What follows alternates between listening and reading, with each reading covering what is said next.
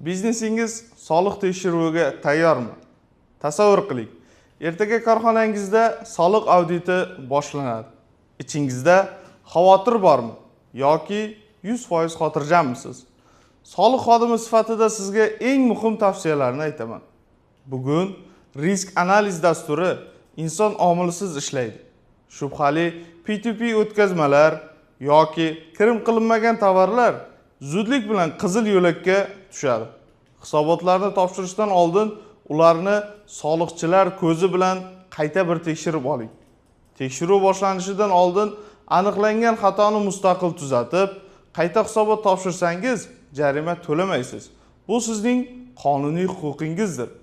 Har bir bitimning shartnomasi, hisob fakturasi va cheki yuqori aniqlikda bo'lishi shart.